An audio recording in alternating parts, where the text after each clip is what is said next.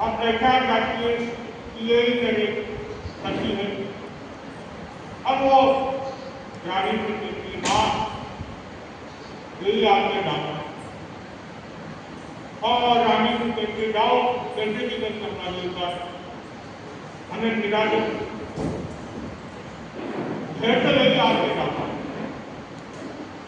रानी जाके राजा को देखो बेटी कह रही है दामाद नहीं है। राजा देखा देखो उसकी हालत तो देखो कि टूटी हुई है और ऐसे कपड़े पहने हुए हैं, उसका चेहरा देखो कहीं से दिखत भी नहीं रहा है तो आप उसका दामाद। रानी कहती एक बार बेटी के कहने में इसे गंदे भी करके एक बार मिला दो, शायद हो सकता है अपने से ज्यादा बेटी जानती है दामाद, आप कैसे भी करो एक बार। अब राजा योजना बनाता है और राजा भी उस राजा को कहता सचमुच आपका रसोईया तो बहुत होनहार है, ऐसा रसोईया मिलता किस्मत वालों को मिलता हो। अगर तुम आपकी आज्ञा हो तो हम इसे राजमहल में लेके जाकर सम्मान करवा सकते। राजा कहते हैं क्या तकलीफ हो सकती, आप लेके जाओ उसका सम्मान करो। राजा खाना बनाया है। अब राजा इस बहाने राजमहल में लेके चला जाता है, अतिथि घर से राजमहल में सुंदर लेके चला जाता है। अब राजमहल से अंतरपुर तक पहुंचा देता है और अंतरपुर में गणेश की जहाँ कक्ष में रहती है उस कक्ष में उसे भी भेज दिया। आप एक दूसरे को देखते हैं और आंखों की धारा घेरने लग जाती है रणनीति की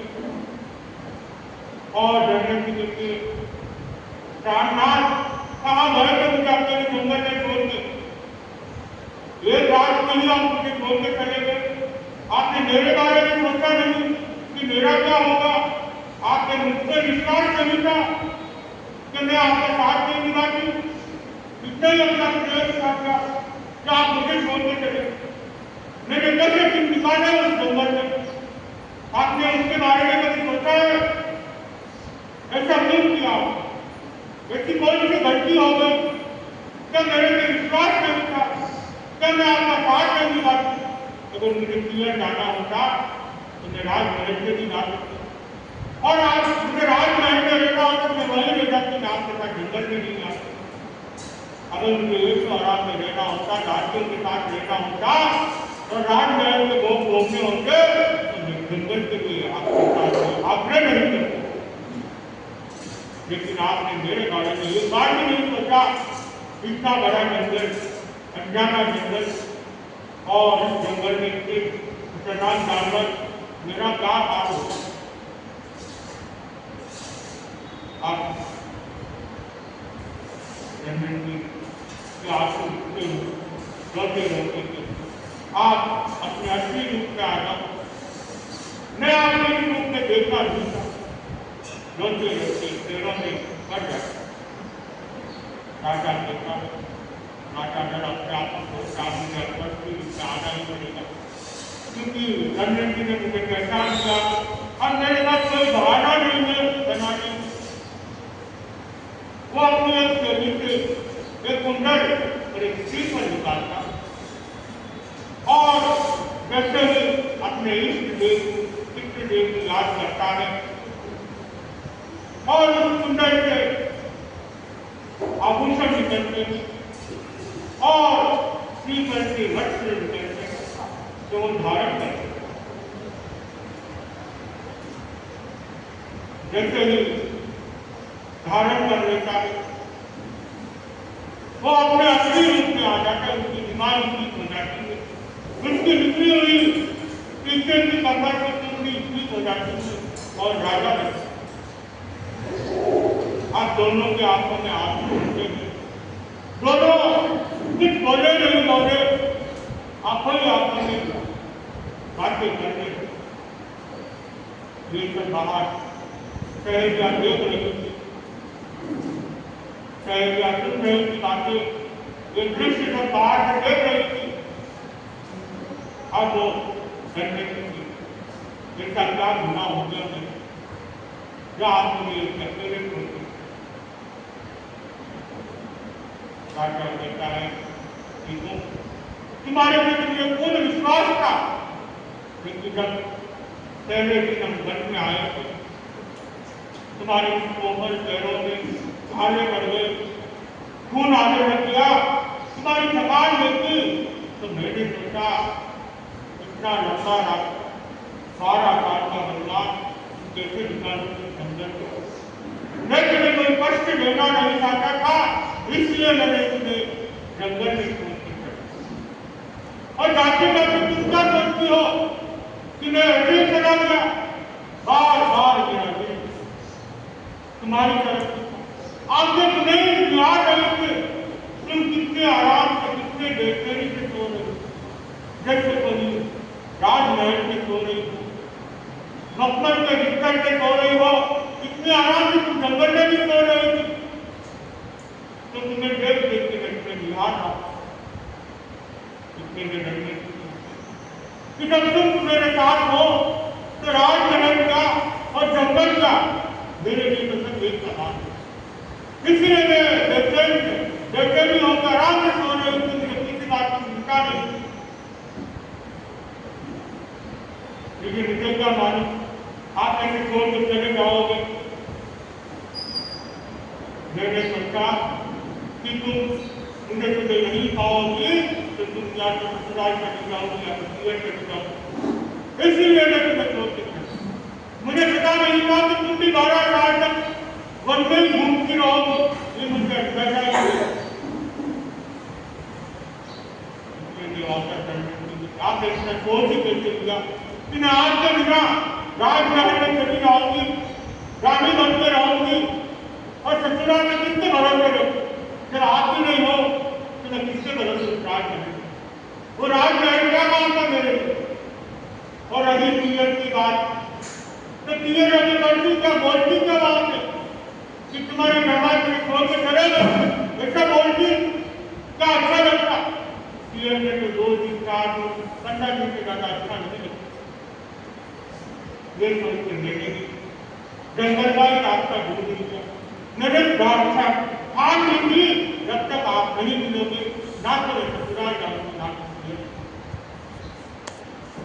ये तो लोग ऐसा बन गया कि मैंने माफी किया, दासी बन के ले रही थी, क्योंकि उन्होंने भी मुझे पहचाना नहीं, क्योंकि मेरा रूप रंगी रह चुका था जंगल में घूमते घूमते। तो मैं दासी बन के मेरी मासी की सेवा कर रही थी, तो वहां से राष्ट्रपति आया और उसने मुझे पहचान दिया कि मुझे यहाँ नहीं तो मैं हर दिन यहाँ नहीं। चलो यहाँ आना अच्छा हो गया एक तरफ से कि आपसे निंदा हो गया, यहाँ नहीं आपके साथ कैसे मिलेंगे। लेकिन आपको क्या हुआ? कौन सी बीमारी लग गई? ये सब क्या था? इस कुंडल से आभूषण करना, वस्त्र करना, करके ये सब क्या? जब मैं आप रात को छोड़ के वहां पे जा रहा, बार बार मेरी नजर तुम्हारे ऊपर दिल के करते रहते अपने आप को बहुत मुश्किल के सवाल मैं आपको छोड़ के आ गई। और पहला ही दिन था, एक साथ आग में जल रहा, वो मनुष्य की आवाज से कह रहा था मुझे बचाओ मुझे बचाओ। तो मैंने उससे उतारा और उसे अपने छाती से चिपका के लेके जा रहा था। थोड़ी देर में मैं उसे छोड़ने की कोशिश की, उस सांप ने मेरे को डस और जैसे सांप ने देखा, मैंने आयुष्य की बात ढूंढने की कोशिश की कि कोई आयुर्वेद कोई जड़ी बूटी मिलता है तो मेरी विष को बाहर निकाल, लेकिन विष तो निकला नहीं। उसके पीछे मेरी कमर बाहर, पूरा शरीर में गए और उससे मेरी कमर की बाहर निकल, तब से मैं इसका रोगी बन। क्या साथी तुमने साथ को बताया, साथ तुम्हें व्यक्त किया कि हाँ क्या करता उस समय तो साथ में नहीं करता। फिर साथ अपना असली रूप में आता है, साथ कहता है मैं तुम्हारा मित्र देव हूँ, मैं तुम्हारी रक्षा करने के लिए आया हूँ, तुम्हें इस घर में रहना है और तुम्हें अपनी पहचान बतानी है, तो मैंने तुम्हें ये रोक दिया। और जब तुम्हारे 12 साल पूरे हो जाएंगे तो मैं ये स्लीपर दे रहा हूँ, ये कुंडल दे रहा हूँ, इसमें तुम्हारे वस्त्र है और इसमें तुम्हारे आभूषण है। जिस दिन तुम्हारे 12 वर्ष पूरे हो जाएंगे तुम मेरा स्मरण कर देना, वे जैसे ही स्लीपर को कुंडल के कपड़े देने निकलेंगे तुम अपने आप स्वस्थ हो जाओ।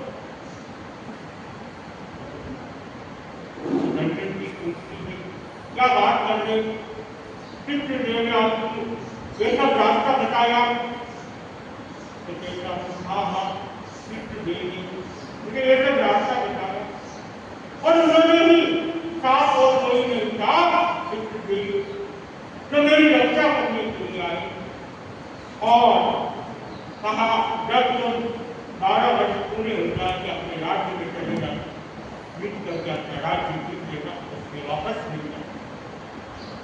और 12 वर्ष पूरे होने आ गए हैं, अब किसी दिन काफी नहीं पड़ा और मैं अपने असली रूप में आ गया। ये बात सुनती की जो शहर या राहत गिर रहे उनसे रहा नहीं गया, वो सब महारानी के पास पहुंच गए। महारानी से बताया मांगने लगे, क्या मैं तो बड़ा लो आपके दामाद जी आ गए हैं, वो रसोईया वो कोई नहीं, दावत की वो कोई नहीं, आपके दामाद और आपके असली रूप में आ गए हैं। एक दिन रानी के पैर जमीन के नहीं उठते, दौड़ के जाते राजा के पास देखिए बजा लो नहीं जल्दी सबको कि आपके दामाद मिल चुके हैं, वो बाबा से कोई दूसरा नहीं आपका दामाद। तो राजा कहता है ये हालत से उनके लिए बीमारियां नहीं, वो अपना दामाद कैसे हो। देखो उनकी सत्या सभी बात सुन के आई है और अपनी असली रूप में आ चुका है और अभी पूरा स्वस्थ हो चुका है। दामाद असली रूप में आ चुका और स्वस्थ हो चुका है, अभी किसी देर में कहाँ आया डर की देखते करो माता पिता आशीर्वाद देंगे।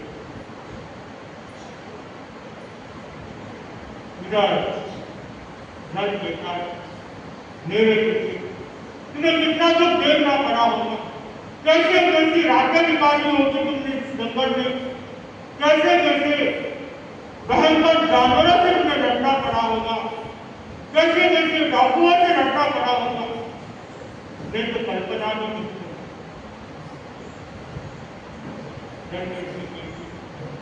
जब तक आपका साथ है, प्रभु का आशीर्वाद है, मुझे कोई बिगाड़ नहीं। और मैं जिसके सबसे लड़ाई की, जिससे लड़ना था उससे लड़ाई की, जिससे ट्रेन से समझाया था ट्रेन से समझाया, और वहां के आदिवासी लोग जो मांसाहारी थे उनको शाकाहारी बना दिया, उनको अच्छा राज बना दिया। वो अभी कोई हिंसा नहीं करते, अभी काम करते हैं, कमाते हैं, पढ़ते हैं। तुमने तो धर्म का बहुत बड़ा काम कर दिया, धर्म की दलाली करी तुमने तो।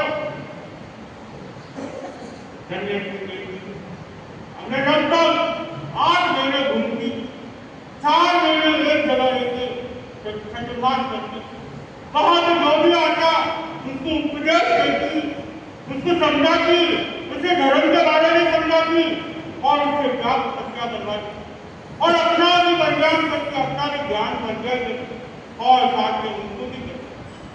और आज मुझे लगता है वो जंगल कोई कराया नहीं, पूरा जंगल मेरा चाहे वहां के जंगली जानवर हो, आदिवासी लोग हो, आदि जाति लोग हो, वहां के पेड़ पौधे हो, आज उनके सब पहचान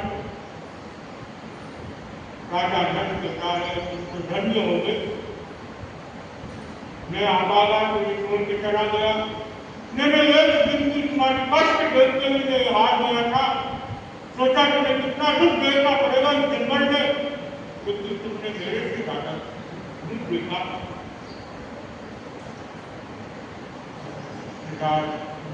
महारानी जन्नत की पूछती है, आप महारानी में कैसे पहुंच गए?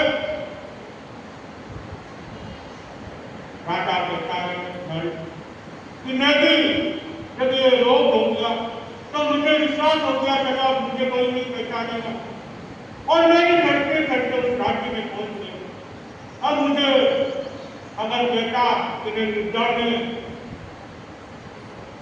बहुत अच्छा विद्या हो तो उनके बहुत सारे प्रश्न होते, उनके प्रश्नों को क्या उत्तर देना, तो मैं सोचा बावर्ची बन जाता हूँ, कम से कम रहने की जगह तो मिल जाएगी, और अपने कोई पहचानेगा भी नहीं। तो मैं वहां पे जाके राजा को कहा मैं तो बावर्ची हूँ और अयोध्या में खाना बना रहा था राजा नल के लिए, तो मैं आपसे आज रोटी बनाई। तो राजा ने कहा एक बार बना के बताओ। तो मैंने वहां खाना बनाया, पसंद आ गया, सबसे वहां से बात जाओ। तो राजा वापस जनरेशन में पूछता है कि स्वयंवर का क्या नाटक था कि आप हमें बुलाया गया कि स्वयंवर रखा जा रहा है?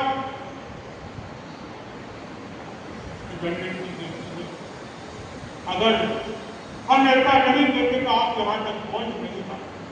आपको बुलाने का एक योजना बनाई गई थी पिताजी की तरफ से कि तुम एक ही ऐसे इंसान हो जो 4 दिन का रखता आगे तुमने लेके आ सकते।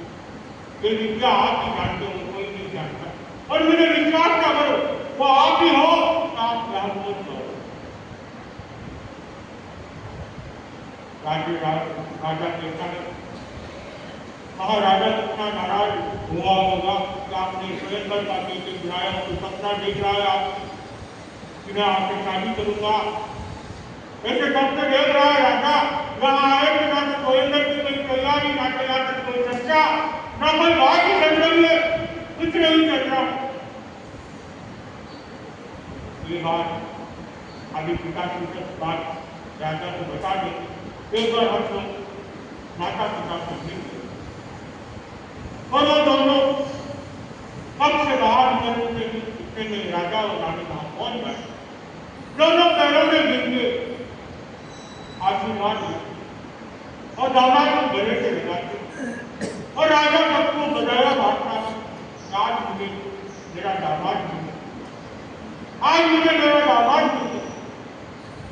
अब हम आगे दूसरे में क्या होता और आगे कैसे युद्ध करके अपना राज्य वापस लेता और उस राजा को कैसे समझाते हैं कि कैसे उसने योजना बनाई और कैसे उसने उन लोगों को यहाँ उधर बुलाया, इसी के साथ हो गया।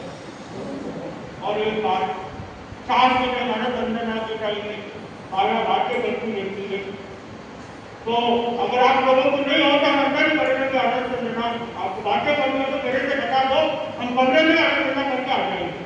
तो आप लोग शाम में बता देना तो हम हमारे आनंद कमरे में करके आ जाएंगे, यहाँ आने करने की जरूरत नहीं है। ठीक है, आप बातें करते रहते हो, ध्यान से करने की बातें कर रहे हो आप लोग, आपके पीछे दूसरों को भी डिस्टर्ब होता है, थोड़ा इस चीज का ध्यान रखें। और समय करके बात करनी नहीं है, समाज की क्या बात करें, समाज के एकदम से समाज की बात नहीं करते, धर्म चर्चा करो, माला करो, भगवान का नाम लो, कोई जिज्ञासा हो तो उससे घर की बातें नहीं करते, क्या हुआ क्या नहीं हुआ, इधर क्या हुआ गया हुआ है, ऐसे बातें नहीं, फिर मतलब भी नहीं समाज करते। समाज के एकदम से समाज होती चाहिए। आप 1 घंटा 48 मिनट बैठते हो उसकी बात, कम से कम समय को कोशिश करें, इस चीज का थोड़ा ध्यान रखें, इसके पास हो।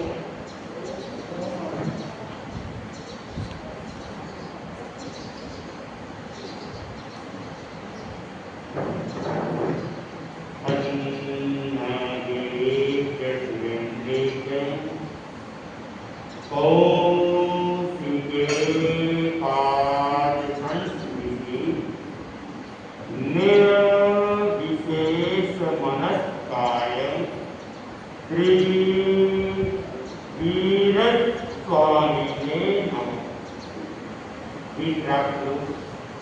भगवान महावीर को सर्वत्र वंदना। वीतराग की महानचार्य महातपस्वी युग प्रधान आचार्य श्री महासनंद को सर्वत्र वंदना। उपस्थित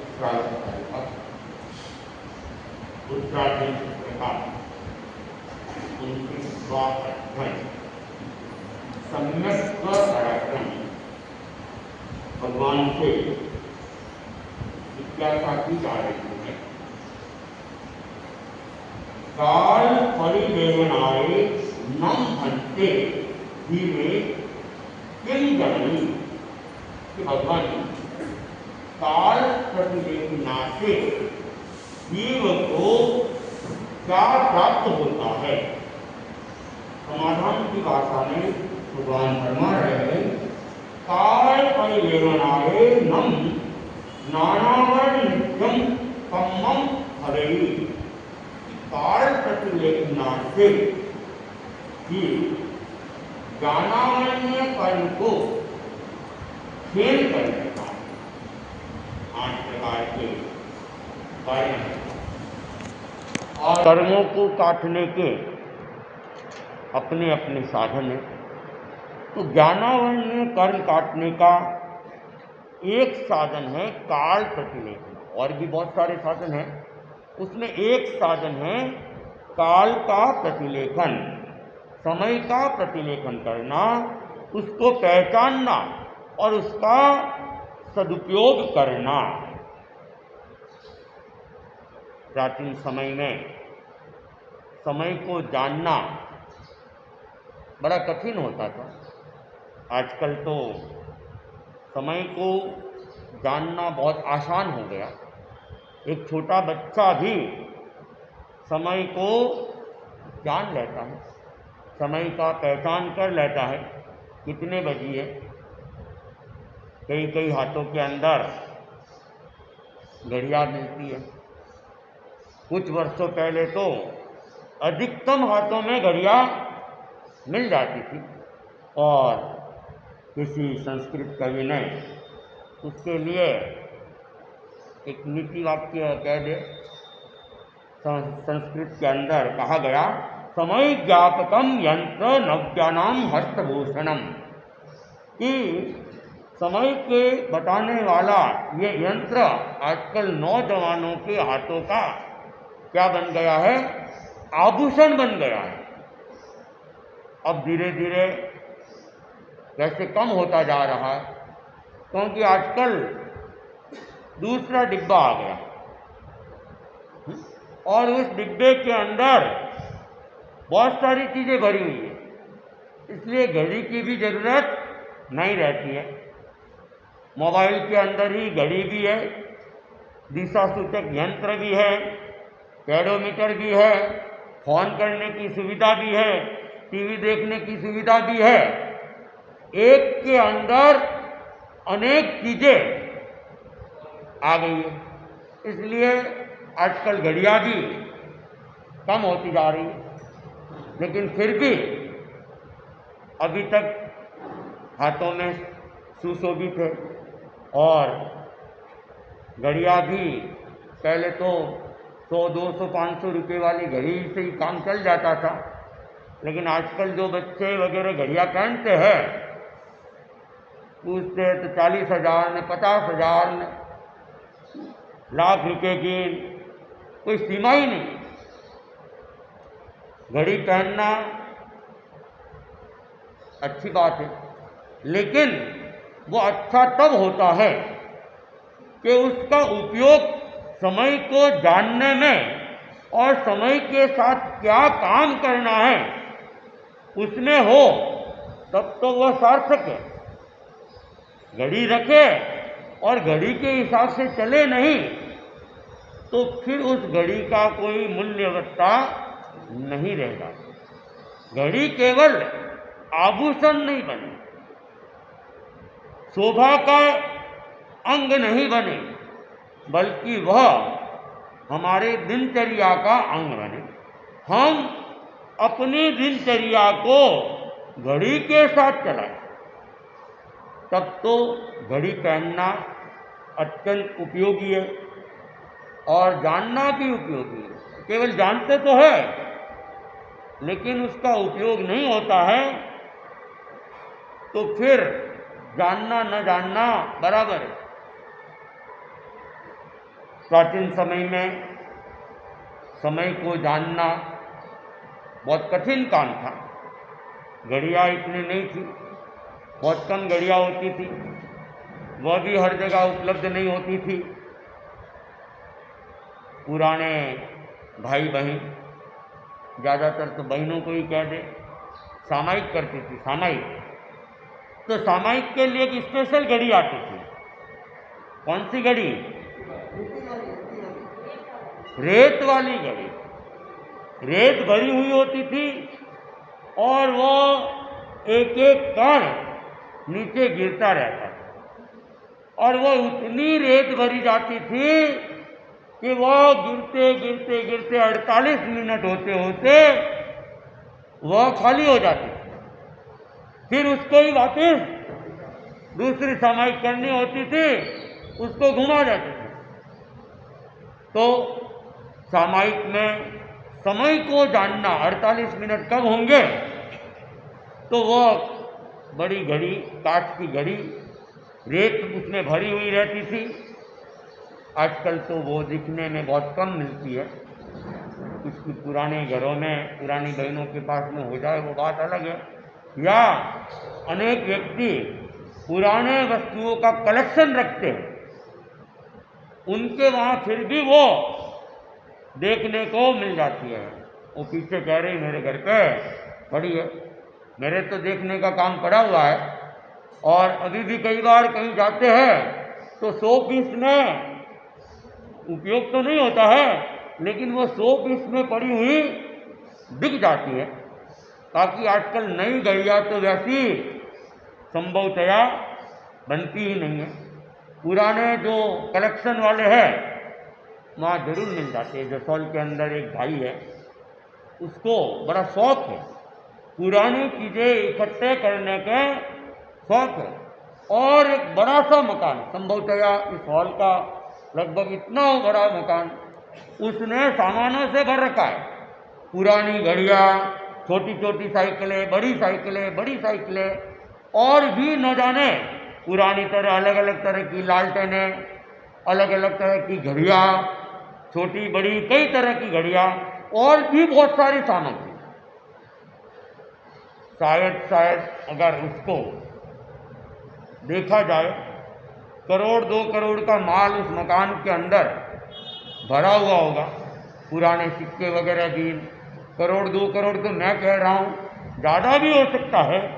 और उसमें कई कई चीज़ें, तो अकेली एक एक चीज़ वो बेचने जाए तो उसके लाखों रुपए आ सकते, लेकिन उसका शौक ही है, बस जहाँ भी कोई चीज़ मिल जाती है लाना है और वहाँ रखना।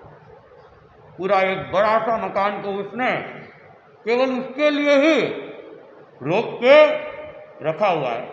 तो वहाँ वैसे स्थानों में जाते हैं तो कई तरह की चीज़ें देखने को भी मिल जाती है, जो कभी नहीं देखी हो वैसी चीज़ें भी वहाँ पे देखने को मिल जाती है।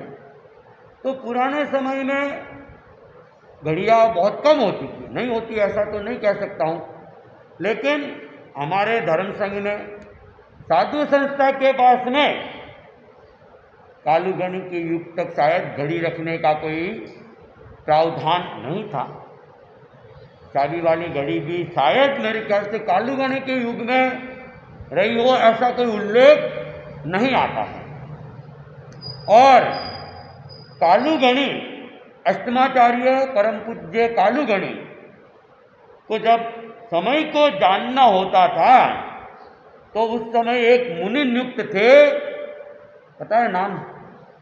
शिवजी स्वामी। शिवजी स्वामी को कहते समय का पता करें। तो उस समय समय को देखने के लिए सूर्य का उपयोग किया जाता था और सूर्य के आधार पे, घुटनों के आधार पे उसकी छाया कितनी पड़ रही है, उस छाया का प्रमाण नापा जाता था और उसके आधार पर यह निकाला जाता था कि इतने बज गए, इतना टाइम हो गया है। और कुछ यंत्र वगैरह भी बने हुए मिलते हैं कि उसके ऊपर भी एक लकड़ी लगा दी जाती थी और वो यंत्र रखते थे, उसमें छाया के आधार पर टाइम का निर्धारण किया जाता था। अनेक जगह आज भी बड़े शहरों के अंदर तारामंडल वगैरह बने हुए हैं, तो वहाँ पे सूर्य घड़ी बनी हुई है। सूर्य घड़ी, वो सूर्य की परछाई पड़ती है और उसके आधार पर वो टाइम बता देता है, इतने बजे और इतने मिनट हो गए। रात को भी समय जानने के लिए नक्षत्रों का उपयोग किया जाता था। नक्षत्रों के आधार पर पता लगाया जाता था कि इतने बज गए, प्रहर आ गई है, 1 प्रहर हो गई है, 2 प्रहर हो गई है। तो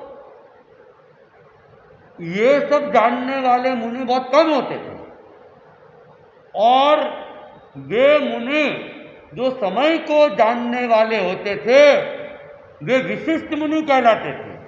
उनका उस समय मूल्यवत्ता बहुत ज़्यादा थी, क्योंकि ये ज्ञान हर कोई नहीं कर पाता है कि कौन सा नक्षत्र है, कौन सा नक्षत्र कहाँ पर जाएगा, तब कितने बजेंगे और कहाँ से कहाँ पर वो आएगा, तब ऊपर कितने मिनट आएंगे।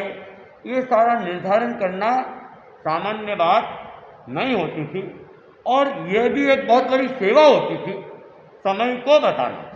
पुराने समय में रात को समय को बताना, सोने के समय को बताना, प्रतिक्रमण के समय को बताना।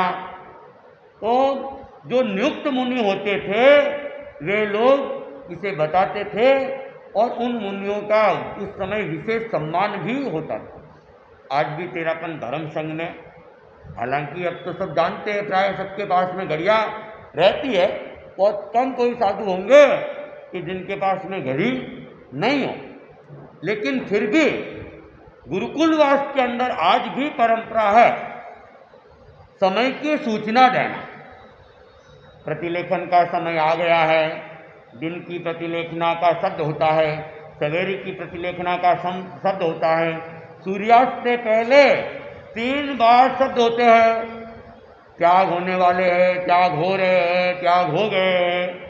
गुरुदेव ने जैसे ही त्याग कर लिए, जितने भी संत वहाँ पर है सबके सामान्य रूप से त्याग उसके साथ ही हो जाता है। उसके बाद में अगर किसी को पानी पीना हो तो स्पेशल गुरुदेव के पास में जाना पड़ता है, वंदना करके उनसे पुनः आज्ञा लेनी पड़ती है। नहीं तो सामान्यतया सूर्यास्त से पहले लगभग 10 मिनट पहले गुरुदेव त्याग फरमा जाते हैं और त्याग फरमाने की सूचना पहले से चालू हो जाती है। और रात को भी जब प्रहर रात्रि आती है उसकी शब्द होता है कि रात आ गई है, सोने का समय हो गया है। सुबह भी प्रार्थना के समय की सूचना, प्रतिलेखन के समय की सूचना, ये सारी सूचनाएं आज भी गुरुकुलवास में होती है। तो ये समय, हालांकि घड़ियाँ है सबके पास में, फिर भी वहाँ पे एक व्यवस्था की गई है ताकि मान लो कोई उठे नहीं है, उड़ जाए, शब्द होने के साथ में उड़ जाए। तो समय का अपना महत्व है। भगवान महावीर ने साधु को समयबद्ध साधना के साथ में बांध रखा है, दिनचर्या बना रखी।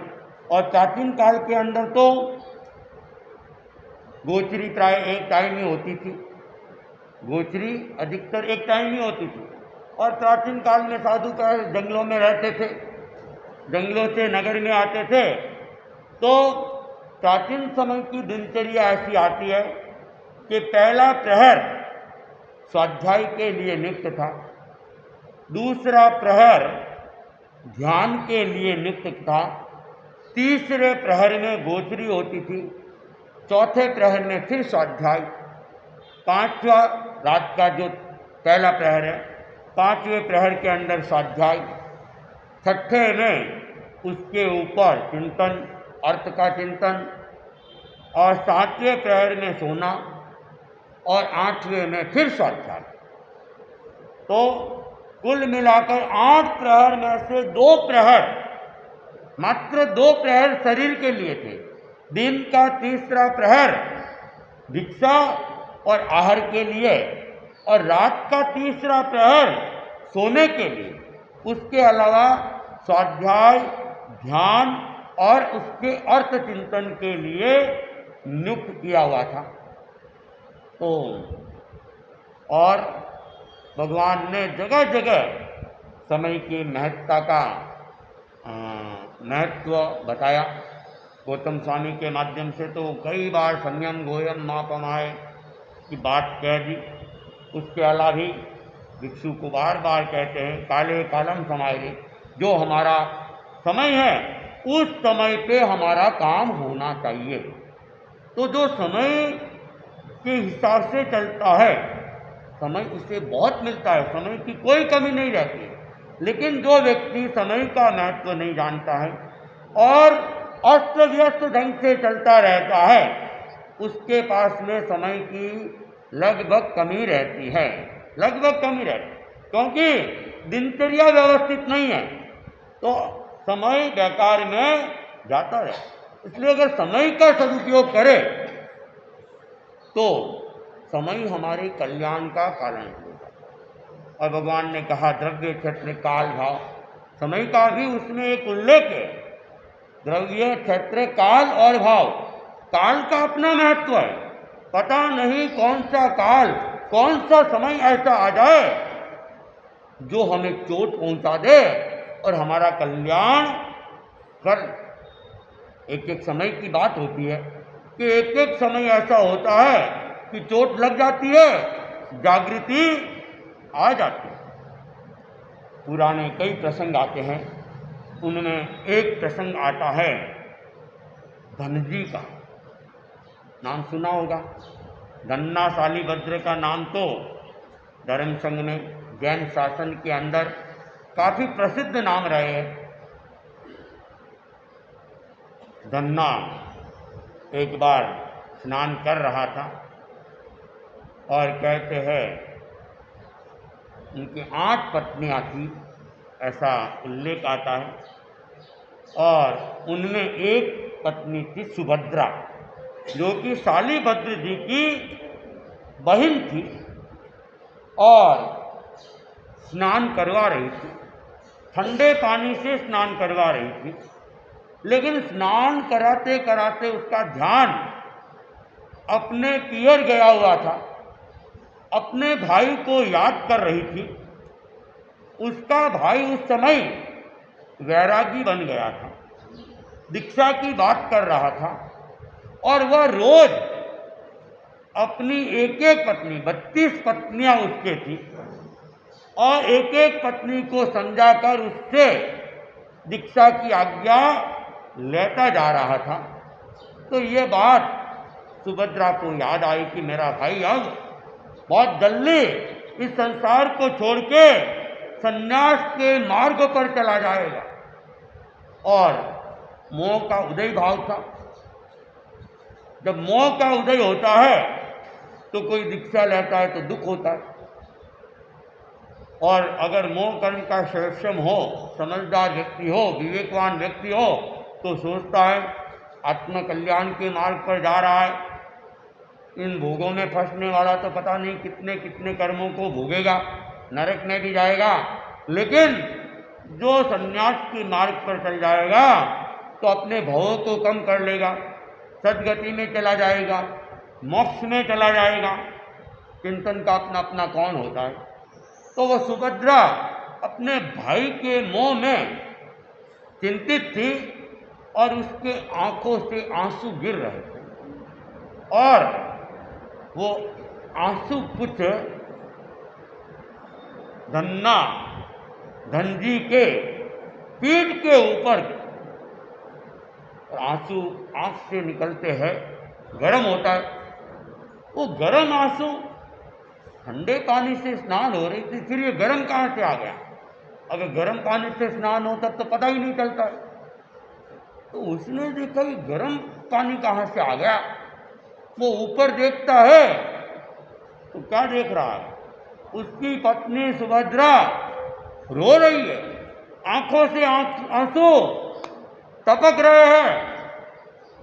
उसने कहा, अरे सुभद्रा, ये क्या? तुम्हें कोई दुख है क्या? कोई बात हो गई क्या? किसी ने कुछ कह दिया क्या? कोई अपमान कर लिया क्या? तो सुभद्रा कहती है, नहीं, मुझे किसी प्रकार का कोई भी दुख नहीं है, किसी ने कुछ कहा भी नहीं है और किसी ने मेरा अपमान भी नहीं किया। फिर धन्ना ने कहा, फिर क्यों रो रही? कारण क्या है? रोने का क्या कारण है? तब उसने कहा, आपको शायद ज्ञात नहीं है, आपके साला जी दीक्षा की बातें कर रहे हैं और वे रोज अपनी एक एक पत्नी को समझाते जा रहे हैं और कुछ दिनों बाद वे दीक्षा ले लेंगे। धन्ना कहता, तुम्हारा भाई तो कायर है, कायर। दीक्षा ही लेनी है तो फिर एक एक को क्या छोड़ना, झटके के साथ छोड़ दे। और भाई को कायर कह दिया, एक बहन कैसे सुन सकती थी? कहते हैं, महिलाएं अपने पियर की हल्की नहीं सुन सकती है। पियर वालों के बारे में कुछ कह दे उसे बड़ी चोट लगती है। तो सुभद्रा को भी बड़ी चोट लगी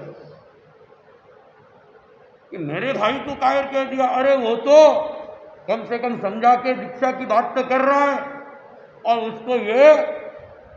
तो वो सुभद्रा उसने भी कह दिया कि बोलना तो बड़ा आसान होता है, करे तब पता चले, कोई करके दिखाए तो पता चलता है। और जैसे ही ये बात कही,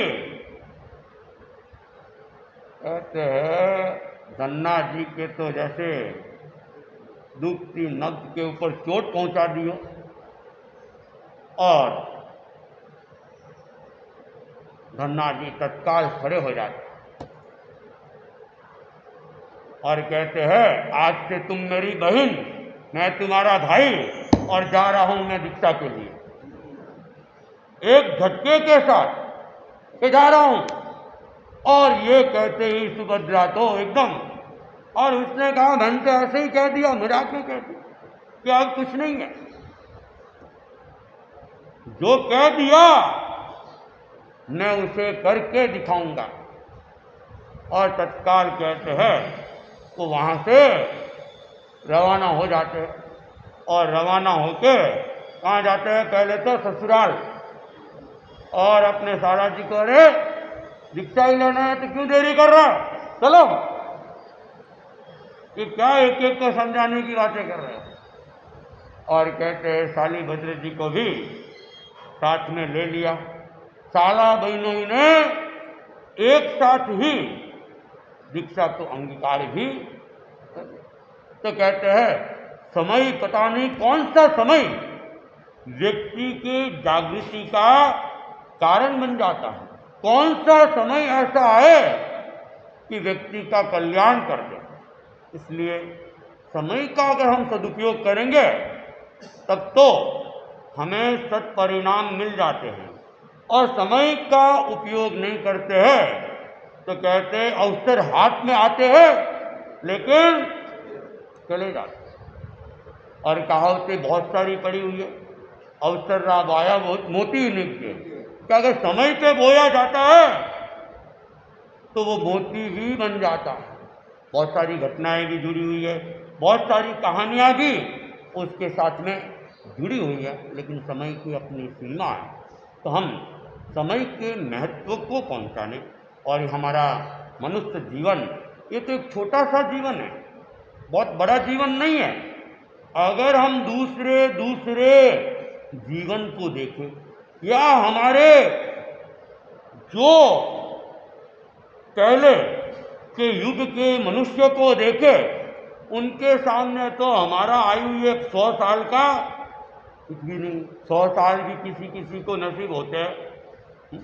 आजकल तो फिर भी आयु की सीमा थोड़ी बढ़ गई है, आयुष्य लंबा हो गया है। पुराने समय में तो आयुष्य बहुत कम होता था, कोई 20 साल में चला जाता था, कोई 40 साल में चला जाता था, और 50 तक आते आते तो व्यक्ति लकड़ी और गेड़िया पकड़ लेता था। बुढ़ापा जैसे उसके जीवन में ही आ गया है। 60-65 साल तो बहुत ज़्यादा होते थे। आजकल तो उम्र देखा जाए तो 80, 85, 90 के भी बहुत सारे लोग मिल जाते हैं, लेकिन 100 वाले तो गिनती के होते हैं। और तेरापन धर्म संघ में कहते 100 पार 250 वर्ष के इतिहास में केवल मात्र एक साध्वी बिदामा जी, उन्होंने संभवतया 108 वर्ष पूरे होने वाले थे। ये कार्तिक कृष्णा चतुर्थी के दिन संभवतया 108 वर्ष पूरे हो जाते। अभी कुछ दिन पर उनका महाप्रयाण हो गया, काल धर्म को वे प्राप्त हो गए। बाकी 90, 95, 97 के तो अभी भी है, कुछ है, लेकिन बहुत ज़्यादा नहीं है। जितनी दीक्षाएँ हुई है उनके अनुपात में देखे तो 5% भी मुश्किल से होंगे 90 पार वाले लोगों में भी। प्राचीन समय में देखते हैं तो बहुत जल्दी लोग चले जाते, बहुत जल्दी। कई बहनों को देखते 16 साल की उम्र में विधवा हो गई, कोई 20 साल की उम्र में विधवा हो गई, कोई 25 साल की उम्र में विधवा हो गई। ऐसा क्यों? बहुत कम उम्र, क्योंकि बीमारियों का पता चलता नहीं था, बीमारी का ढंग से इलाज होता नहीं था, और इलाज हो भी कई बार व्यक्ति लापरवाही कर लेता था, और वह लापरवाही व्यक्ति को ले जाता। आजकल तो टेस्टिंग हो जाती है, पता चल जाता है शरीर के अंदर क्या है क्या नहीं है, और उसके अनुरूप इलाज भी हो जाता है, और व्यक्ति की उम्र को बढ़ा दिया जाता है। बढ़ाते तो उम्र तो है उतनी है, लेकिन समय से पहले अकाल मृत्यु को टाल दिया जाता है। तो समय का अपना महत्व रहता है, हम उस समय को पहचानें और समय का सदुपयोग करें, समय को प्रमाद में नहीं जाने दें। अप्रमाद जागरूकता बनी रहे, जितना हो हम स्वाध्याय में, ध्यान में, जप में, तप में अपने समय को नियोजित करें, और विशेष करके स्वाध्याय के अंदर अपने समय को नियोजित जितना करेंगे उतना हमारा कल्याण। क्योंकि भगवान कहते हैं ज्ञान होना जरूरी है, ज्ञान होगा तो हमारी श्रद्धा पुष्ट होगी और हम सही दिशा में आगे बढ़ते जाएंगे। इसीलिए भगवान बार बार एक ही शब्द होता है, पद्मम नानम तवोदया, पद्मम नानम तवोदया। पहले ज्ञान करो, ज्ञान करो, और ज्ञान की अनेक साधन है। प्रवचन सुनना भी ज्ञान का एक साधन है, पुस्तक वगैरह पढ़ना, ग्रंथों को पढ़ना, वह भी ज्ञान का साधन है। और आजकल तो और भी बहुत सारे साधन हो गए, यूट्यूब के माध्यम से भी आप अनेकों की वाणियों को सुन सकते हैं। कोई पढ़ नहीं सकता है, मान लो नंबर आए हुए हैं, तो आजकल डिजिटल का ज़माना है, किताबें मोबाइल के अंदर ही आ जाती है। किताब खोल दी, ऑडियो चालू कर दिया, और वो अपने आप ही किताब को बोलती जाएंगे।